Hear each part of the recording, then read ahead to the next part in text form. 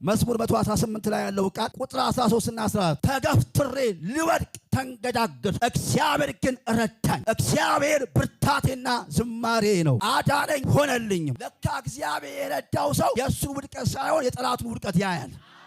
ነገር ይቀያየራል። ሊረዳሽ እግዚአብሔር ዛሬ መጥቶልሻል። ሰማይ ሊያግዝ መጥቷል። ዛሬ ለአንድ ደካማ ሰው መልእክት አለኝ። ለማይችል ሰው መልእክት አለኝ። እኔ አልችልም ለሚል መልእክት አለኝ። እግዚአብሔር ሊረዳሽ መጥቷል። ሰውን መከታ ከማድረግ እግዚአብሔርን መታመን ይሻላል። በገዢዎች ተስፋ ከማድረግ ይልቅ በእግዚአብሔር መታመን ይሻላል። ቁጥር 13 እንደዚህ ይላል፣ ተገፍትሬ ልወድቅ ተንገዳገድኩ፣ እግዚአብሔር ግን ረዳኝ። 54ቱ አገዘኝ ነው የሚለው። ዛሬ ተገፍትራችሁ በሁኔታ ለምትንገዳገድ ነፍስ አንዴ ይሁን እንደዚህ የተንገዳገዳችሁ ያላችሁ መልእክት አለኝ። እግዚአብሔር ላግዛችሁ መጣሁኝ ይለያል። በሕይወት መንገዳገዱ ስላሉ ሰዎች፣ ነገር ገፍትሯቸው ላሉ፣ በሽታ ለገፈተራቸው ሰዎች፣ ለገፈተራቸው ለሚንገዳገዱ መልእክት አለኝ። እግዚአብሔር አግዛቸዋለሁ ይለያል። እረዳቸዋለሁ ይለያል። ውድቀት አይታየም፣ ጠላት ግን ይወድቃል። አንድ ሰው እግዚአብሔር ይረዳኛል በል እስኪ፣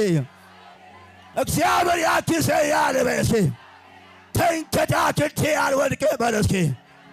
እግዚአብሔር ተናግሮኛል። የሚያንገዳግድሽን ጽዋ ከእጅሽ ላይ ይወስደዋል። ያንገዳገደህን ጽዋ ወዲያና ወዲህ ያደረገህን አምላኬ ዛሬ ከእጅ ላይ ይወስደዋል። ዛሬ አንድ ሰው የሚታገስ ሰው አይቻለሁ። ሰማይ የሚረዳው ሰው አይቻለሁ። እኛችሁን ከፍ አድርጉ። ሰማይ ይረዳችኋለሁ ብለውኛል። እህቴ አትወድቂም፣ ቤትሽ አይወድቅም፣ በእውነት አትወድቂም። የሚረዳ እያለ አትወድቂም። አቤነዘር እያለ አትወድቂም። መለኮታ እርዳታ ይሆናል። በበሽታ አትወድቂም፣ አልጋ ላይ አትወድቅም። ልጅሽ ጥለሽም አትሞችም። ህልም ሳይፈጽም አትሞትም። ትንቢት እየሰማ ወደ መቃብር አትገባም። አንድ ሰው ረገጥ አድርጎ አሜን በሉ እስኪ።